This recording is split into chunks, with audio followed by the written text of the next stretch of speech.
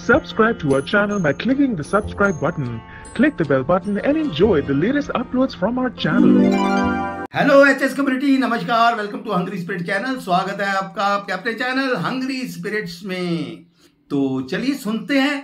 पहले वही गुजारिश, वही निवेदन, जिन्होंने अभी तक आपका अपना चैनल हंग्री स्पिरिट सब्सक्राइब नहीं किया है, वीडियो के नीचे दिया गया लाल बटन दबा दें और चैनल को सब्सक्राइब कर दें और साथ में बेल आइकॉन भी दबा दें ताकि आपको वीडियोस के नोटिफिकेशन मिलते रहे। धन्यवाद। हेलो अंजू जी, नवीन सर जी और मेरी सारी फ्रेंड्स को मेरा नमस्ते। आज मुझे अनुपमा पे थोड़ा गुस्सा आया। थोड़ा क्या आया है, मुझे अच्छा ही आया गुस्सा। वो इसलिए कि ये माही जो बकवास बातें करे जा रही है, जो माही कह रही तो अनुपमा सिर्फ उसे डांटती है, बस उसको कहती है कि मुझे पता है तू क्या है वगैरह, बस इतना ही। पर एक्शन क्यों नहीं लेती, यहाँ मुझे यही नहीं समझ में आ रहा। यहाँ ठीक है कि वो माँ है तो सुधारना चाहती है, पर ऐसे लोगों को क्या सुधारने का फ़ायदा। यहाँ हमने देखा है कि अनुपमा ये सब भुगत चुकी है, काव्या के द्वारा, माया के माध्यम से ये सब देख चुकी है कि यानी कैसे पति छीनने की कोशिश की जाती है और कैसे क्या किया जाता है। अपने लिए बर्दाश्त कर गई पर अपनी बेटी के लिए।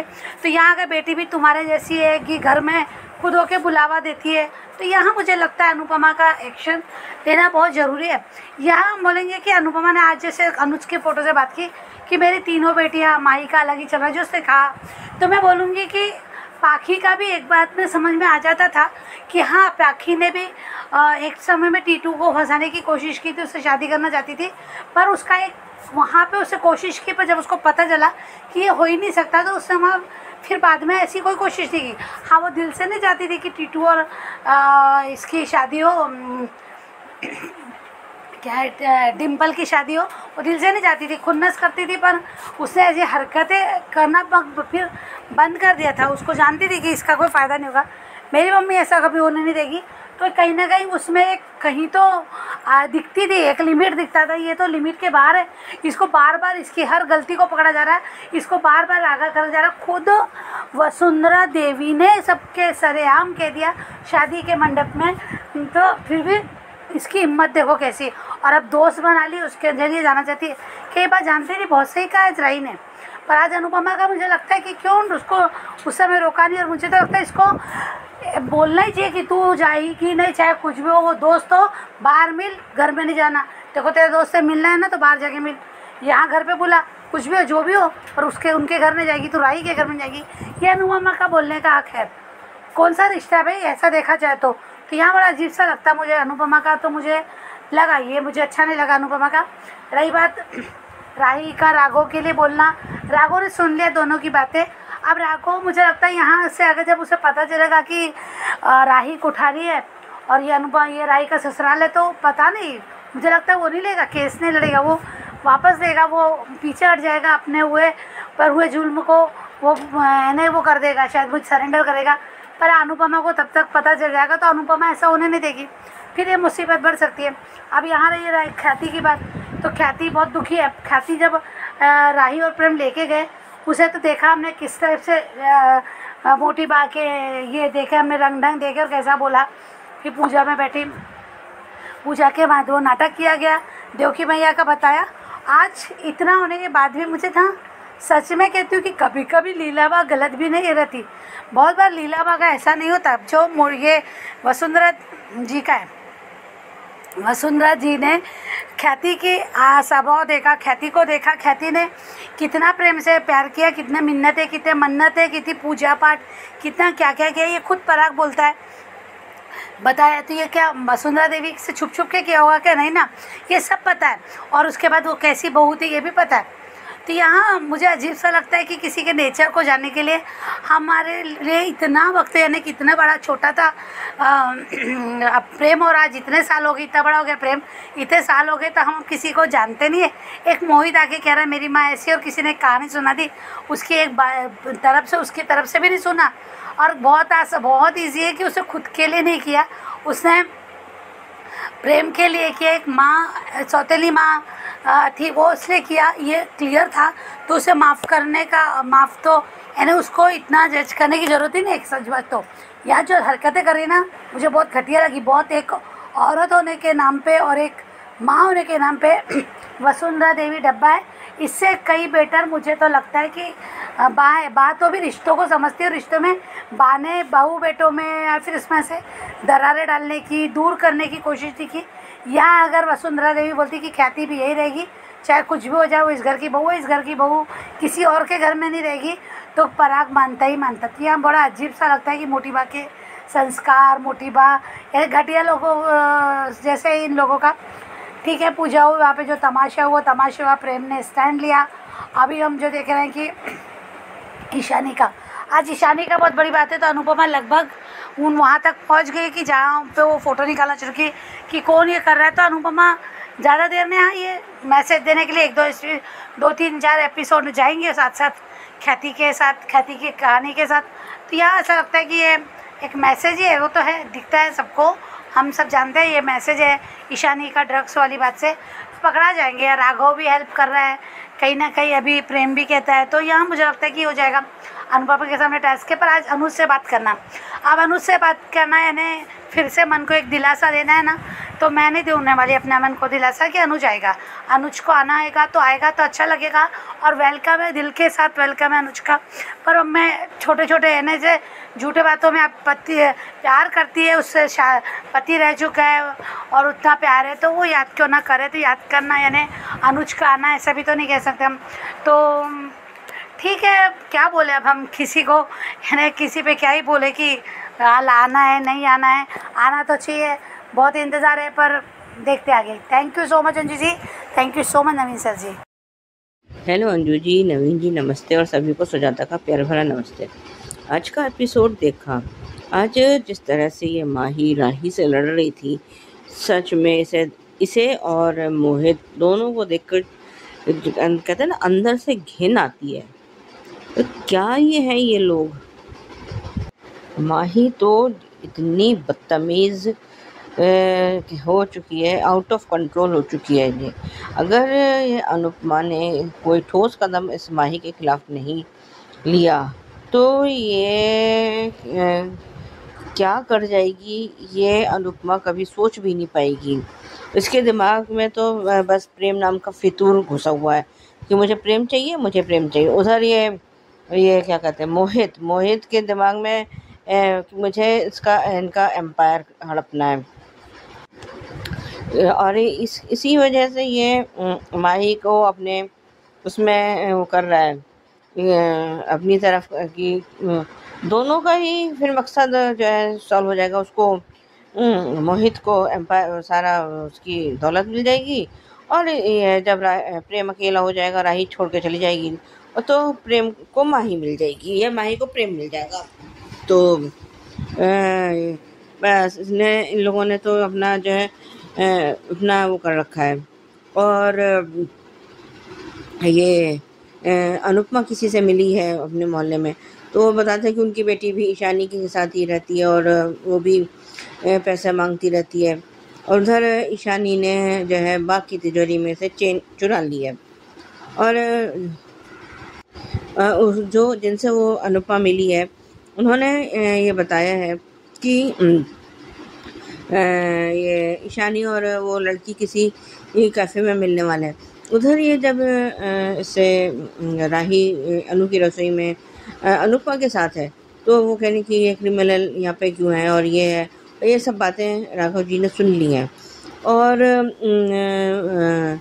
जो है वो अनुपमा कह भी रही है कि अभी मैं उनसे नहीं कह सकती, वो हमारी मदद कर रहे हैं, लेकिन जो है ना, लोगों का नज़रिया या जो है उनके दिमाग इतने संकुचित हो गए हैं कि वो अपनी सोच से ऊपर उठना ही नहीं चाहते। कि उनके अगर किसी के दिमाग में ये बैठ गया है कि ये क्रिमिनल है, या वो फ्रॉड है, या वो झूठा है, तो अब चाहे वो कितना ही निर्दोष क्यों ना साबित हो जाए, लेकिन वो उनके दिमाग में ये रहेगा कि ये फ्रॉड है, वो झूठा है, उसने ये किया वो किया। ये तो लोगों की अपनी इतनी गंदी मानसिकता हो गई है कि हद से ज़्यादा। अपनी सोच जो हमने हम लोगों ने लोगों के प्रति धारणाएं बना ली हैं कि हम उसको बदलना ही नहीं चाहते, ये तो है। और ये अनुपमा उस कैफ़े में पहुंच गई है, और वो उनका सबका वीडियो भी बना रही है। और वो कह भी रही है कि मन तो कर रहा है कि, और ये कह रही है कि अब ईशानी ने अपने घर में चोरी भी करनी शुरू कर दी। लेकिन अगर वो कहती है कि अगर मैं अभी चली गई तो ये जो है बात का बतंगड़ बना सकते हैं या कुछ भी कर सकते हैं। इधर ये पूजा में ये लोग प्रेम और राही ख्याति को ले आए हैं और ये पूजा हो गई है और ये सब। उसके बाद लोगों ने नाटक खेला है उसका, कृष्ण जी का और देवकी मैया का। और अभी वो आर्यन देख रहा है कि शायद पराग का जो है गुस्सा पिघलने लगा है, वो पिघलने पराग का मन उसके ख्याति के प्रति। फिर उसने अपना विक्टिम का वो कार्ड खेल दिया है कि मैं अपनी माँ से नफरत करता हूँ। और ये मतलब जो उसको नहीं बोलना चाहिए था वो उसने उसको बोला है और चीज़ें तोड़ फोड़ करनी शुरू कर दी। और ये जब इसने देखा ना तो उसकी शक्ल पर आप लोगों ने ध्यान दिया होगा, एक अजीब से भाव थे, जैसे उसका जैसे उसने जैसे किसी ने उसकी चोरी पकड़ ली है या उसने जो जाल फेंका है उसको किसी ने काट दिया है, जो उसका पासा उल्टा पड़ गया है। 100 बातों की एक बात ये है। तो ये उसने जैसे वो चीज़ें और हाथ में जो एक लोटा उसकी तरफ को आया है जिसे प्रेम ने आगे बीच में थाम लिया है। और ये वो कहते उसने जिस तरह से आज प्रेम ने आर्यन को कहा है कि मैं एक बार बोलूँगा और एक ही बार बोलूँगा और तुम्हें सुनना पड़ेगा। और ये अंश के साथ ख्याति को घर भेज दिया है। उधर अनुपमा अनुज को याद करके रो रही है कि आप कहाँ चले गए, क्योंकि अनुज जो है अनुपमा की ढाल ही नहीं उसकी ताकत भी था। अगर अनुपमा पे कोई मुसीबत आती थी तो अनुज उसकी ढाल तो था ही था, पर किसी भी मुसीबत से लड़ने की ताकत भी वही था। वो मिस नहीं करेगी तो क्या करेगी। और वो बार बार यही कहती है कि आप कहाँ चले गए, कहाँ चले गए, क्यों चले गए। तो उसका अनुज को याद करना, इतनी शिद्दत से याद करना लाजमी ही है। और ये इतने में राही का वहाँ पे फ़ोन आया है और तो वो सब उसको फिर ख्याति को ढूंढने के लिए निकल गए। उधर जो है ये जब पता चला है कोठारी मैंशन में कि ख्याति नहीं मिल रही है, फिर ये उसका मोटी बा का कहना कि ये अब ये क्या नया नाटक है, पहले यह नाटक आके नाटक कर चुकी है। तो अरे वो अपनी मर्जी से तो आई नहीं थी, पहली बार प्रेम और राही उसको लेकर आए थे ख्याति को। और तुम्हारे घर की बहू है। और जो है ये अभी तक तो मोटी बाग, मैंने पहले भी अपने किसी वीडियो में कहा था कि ये जो मोटी बाग के अभी तो थोड़े जितने पुण्य थे अब वो ख़त्म हो चुके हैं और अब इसके जो है पाप सामने आने शुरू हो चुके हैं। और प्रीकैप वही पुराने वाला था। आज के लिए अभी बस इतना ही। धन्यवाद। नमस्ते अनुजी जी, मैं सोची रवि अनुपमा के लिए सीरियसली, अरे तुम लोग क्या, वो लोग क्या कर रहे हैं, मुहूर्त निकाल रहे हैं क्या माही को बेचने के लिए। वो गलत रास्ते में जा रही है तो सॉरी बोलने से सॉरी नहीं होता। जो दिल से सॉरी नहीं बोलता और बार बार ये करने वाले हैं और बड़ा करने वाली है, तो अब क्यों नहीं, एक क्या 2-4 देना चाहिए था माही को। अगर भक्ति में से मेरे साथ मेरी बेटी करती तो मैं एक चापट में जरूर दे देती, साल में एक बार वो खाती है मेरे साथ। मैं इनसे डरती नहीं हूँ बच्चों से, क्योंकि क्या है ना, इनको तो समझ आता ही नहीं है। क्योंकि तमीज में एक शराफत होती, गुस्से में एक शराफत होना चाहिए। ये अगर भटक रहे हैं तो क्यों नहीं बेच देते। अपनी वो काव्या माँ से बोलते तेरी माँ तेरी बेटी ये सब कर रही है, वो खुद ये पसंद नहीं करेगी ये सब करने वाली है, तो जरूर बेच देते। क्यों रुकते। कम से कम एक जिम्मेदारी तो मुक्त हो जाएगी। ये शो मुझे समझ आता है, ये इस कहने में पाकी का बहुत जबरदस्त नहीं। देखो, मैं नहीं कहती कि बच्चे हर बात सुनते हैं, लेकिन आप किसी पर गले नहीं बांधते ना, किसी को गलत रास्ता नहीं दिखाते ना, किसी को पटाओ पैसे के लिए। सीरियसली कोई बात आप बताते हैं क्या? और तीसरी बात, उसको प्रूफ इकट्ठा करना, वो सही डायरेक्शन जा रही है। और ख्याति को इतना बदतमीज कैसे वो अलाउ कर सके? मोटी बात से ज्ञान देती है, खुद पर क्यों नहीं निर्भर देती? और राही कैसा ऐसा फरामोश होगी? और बिल्कुल सही कहा अनुपमा, मैं कैसे एहसान फरामोश जो इतना मदद कर रहे हैं, कैसे हो रहे सब बेचारा वो राघव सुन लेता है। समझते हैं हर एक के पहलू होती है। वो दवाई ले रहे हैं, कैसे बताए उसको, कैसे खराब लगा होगा, उसने सुन लिया होगा। मैं कैसे बेचती, मैं कैसे एहसान फरामोश होती, वो नहीं बेचेगी।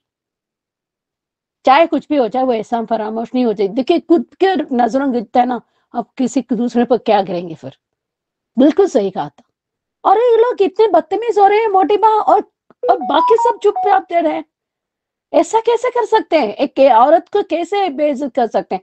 ठीक है, कोई भी इंसान को देवकी और श्रद्धा कंपेयर नहीं कर सकते, सिर्फ एक इंसान, वो अनुपमा से। ऐसे नहीं ख्याति बहुत बुरी माँ नहीं, अच्छी माँ है, लेकिन उसने बताना चाहिए था, लेकिन वो उस मजबूरी में उसने नहीं कह पाई। क्या आप ऐसे इंसान को बेइज्जत करोगे क्या? तमीज में होना चाहिए, गुस्से में एक शराफत होनी चाहिए। और ख्याति को क्यों गिल्ट में रहना है? ये लोगों को एहसान देना है कि मैं भी जी सकती हूँ आपके बिना। तभी कभी कभी आपको ये उल्टा जाना पड़ता है, कभी सीधी बात समझने के लिए उनके बातों से उनको समझाना चाहिए। और अच्छा हुआ राही ने एक चप्पड़ दिया, एक 2-4 देना था। कैसे फ्रेंड्स दोस्तों लेकर आते हैं, तो कहते हैं ना आपके बारे में बताना, पता है ना कि आपके दोस्तों के जरिए पता चल जाता है। ये होता है। आई होप सब ठीक होंगे। आई होप क्या देखो, अपनी प्यार को भी छुड़ाना पड़ता है ये पराग जी।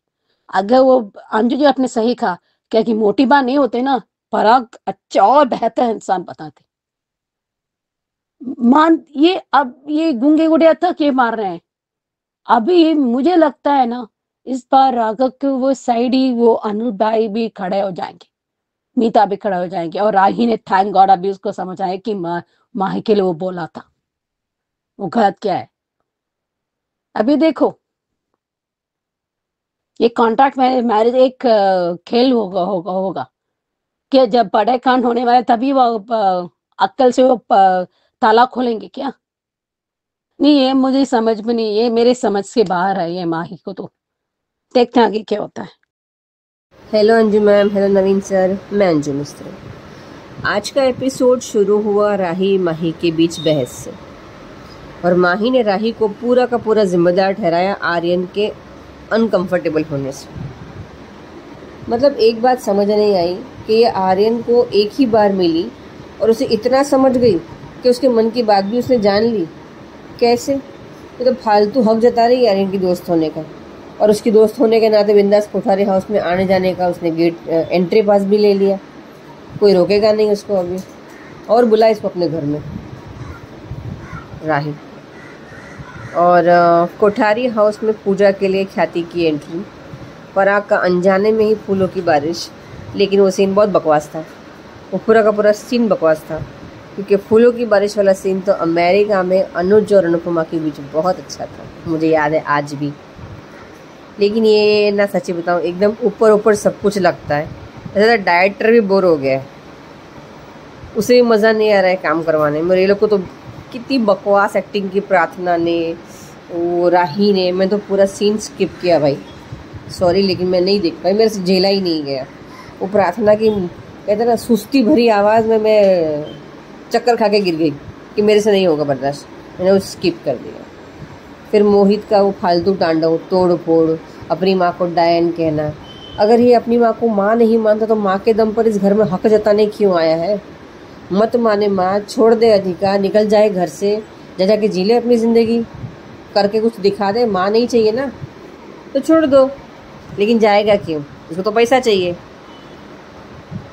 और कोठारी हाउस में सबका रूखा बिहेवियर, और ये पता चलने पर कि ख्याति जी घर से कहीं चली गई है डिस्टर्ब होके, पराग ने बताया कि ख्याति जी मंदिर जाती हैं जब वो परेशान होती हैं।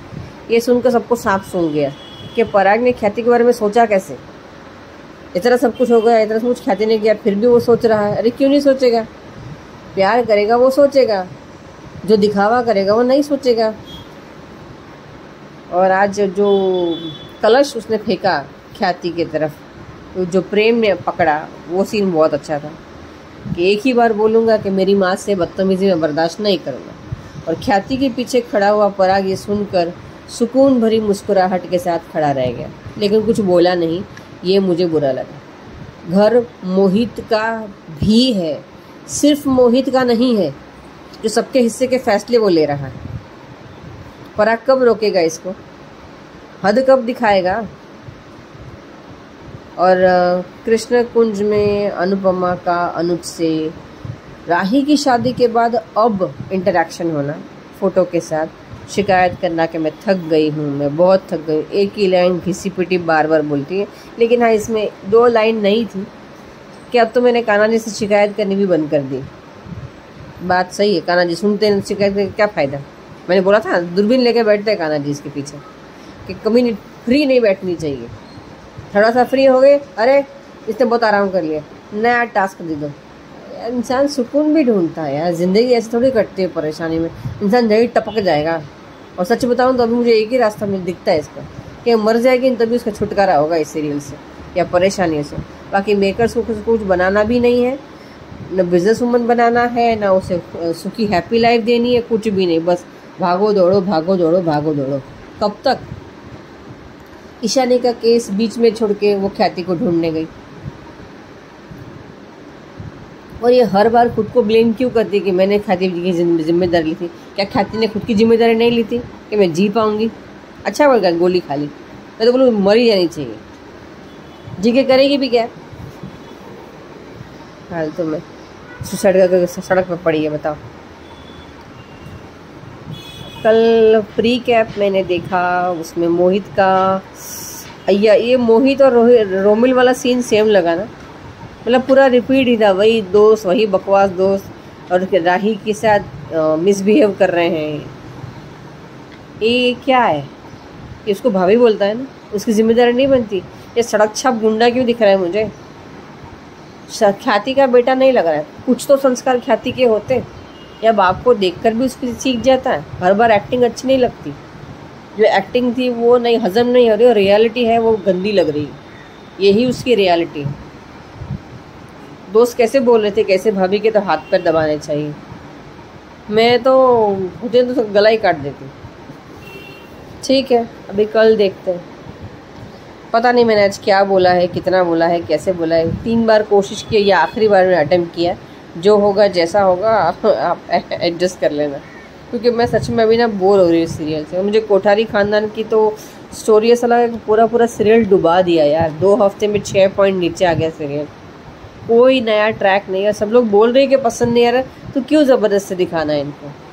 अनुपमा की कहानी में अनुपमा ही कहीं नहीं है।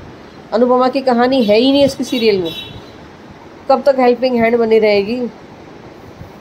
ठीक है, अभी कल मिलते हैं। चलो बाय बाय। नमस्ते अंजू नवन जी, मैं सोची रवि ये रिश्ता क्या कहलाता के लिए। मैं समझती हूँ माँ बनना एक बहुत अच्छी चीज़ होती है, एंड मैं समझती हूँ कई बार क्या कि जब बाकी बन पाते हुए क्यों नहीं, मैंने ऐसा क्या कर दिया कि मैं डिज़र्व नहीं करती, या मैं इतना बुरी इंसान हूँ, मैं ये नहीं कर सकती। सवाल आपके बुरे इंसान ना अच्छे इंसान की नहीं होती है। कई बार हो जाता है कि ये वक्त और हालात हमसे आगे चला जाता है, या कई बार हमारे जो बदन कैपेसिटी नहीं होती। इसका मतलब है कि आप अच्छे इंसान नहीं है, बुरे इंसान नहीं, इसे नहीं होता। शायद हम नहीं समझ पाते क्योंकि वो नहीं हो पाता। हम कोशिश कर सकते हैं किसी का एहसास समझने के लिए। कई बार उनकी दुख होती है। हम कितना भी कोशिश करें, हम समझने की कोशिश करें, हम क्यों ऐसा करें, हम समझते हैं, लेकिन इतनी की भी नहीं कि कई बार मैंने ऐसे भी देखते हैं कि बच्चे नहीं चाहते, वो उद्देश्य के लिए काफ़ी होते हैं, वो ऐसे रह जाते हैं। कई बार क्या होता है जो हम कितना भी बच्चों के लिए करते हैं तो फिर भी कम पड़ जाता है। बच्चों का इतना समझ नहीं है, उनको बहुत वोकल करते हैं अपने चॉइसेस को या अपने जो भी दिल में है, वो बहुत ज़्यादा वोकल करते हैं। अ, समझती हूँ लेकिन ये थोड़ा ज़्यादा वो हो जाता है ना, जितनी बार आप होते ना चैलेंज करते ना, उतनी बार वो करते हैं। ये क्यों रूही को ये भड़का रहे हैं, मुझे समझ में नहीं आता। देखो, रूही पर मुझे विश्वास आज भी नहीं है, पर हो सके एक चमत्कार हो जाए कि दूसरों के लिए कर जाए। होता है, कई बार होता है, ये सरगसी के मैंने देखा है कि आपके लीगलाइज़ करने के बाद आपके दे देते हैं। कई बार क्या होता है कि उनको जो वो बहुत गरीब हो, उनके पहले से बहुत बच्चे हैं पर इनका पैसा नहीं है, वो अपने गर्भ को वो एक दान की तरह वो इस्तेमाल करते हैं, दूसरों के लिए वो कर रहे हैं। ये बहुत बड़ी चीज़ होती है, बड़े दिल होते हैं, क्योंकि बहुत ज़्यादा इमोशंस या जो भी आपके वो एक इमोशन रोलर कोस्टर कहते हैं। ऊपर-नीचे जो होता है ना अपने दिल में, वो हलचल या जो भी बहुत आसान नहीं होती है। आज भी कह रही हूँ रूही का, कहीं ऐसा नहीं हो जाए कि वो अरमान से छीन जाए। पर मेरा ये भी मानना है कि ये कुदरत के ये दुआ एक दूसरे का रिश्ता बहुत मुश्किल से मिलता है। कई बार तुम्हें सब कुछ मिल गया तो मुझे कुछ है, ऐसे सब कुछ क्यों नहीं होता, उसके हिसाब से वो छीन जो भी है वो पूरा कर दे छीन लेते हैं। अगर एक बच्चा एक परिवार क्यों नहीं संभाल लेता? दादी साहब ये क्यों नहीं समझती, ये बच्चे सब एक दूसरे के साथ वो लोग पल जाएंगे, परिवार के बीच में पल जाएंगे। क्योंकि क्या है, अगर आपकी बड़ी परिवार तो बच्चों का चाचा नानी सब कुछ प्यार मिल जाएगा, एक बड़ा वही प्लस पॉइंट होती है। और मुझे हैरत की बात है कि दादी साहब ये सब क्यों कर रहे हैं, मुझे समझ में नहीं आता। मुझे फ्रैंकली स्पीकिंग कि मैं समझती हूँ दोबारा जी जाए, क्यों नहीं, सब उनके तरह तो नहीं सोच सकते है ना। हो सकता है वो सही हो सकते हैं या सच बात हो सकते हैं, पर मैं ये नहीं मानती मैं, क्योंकि जो भी है जो है सब मिलकर बड़ा कर सकते हैं। क्या फर्क पड़ता है? क्या रूही काम में नहीं जाती? क्या अपने नहीं डिजाइन नहीं करती? क्या आप बच्चों के साथ नहीं कर सकते? क्या आप आजकल इतना टेक्नोलॉजी इतना बढ़ गया है कि आप घर में रहते भी कर सकते हैं और आपको माँ बाप के ये पूरे नहीं बल जाते कि अरमान और अबीरा इतने ही छोटे कमजोर पड़ जाते हैं कि ये सब मिलकर करते हैं ना।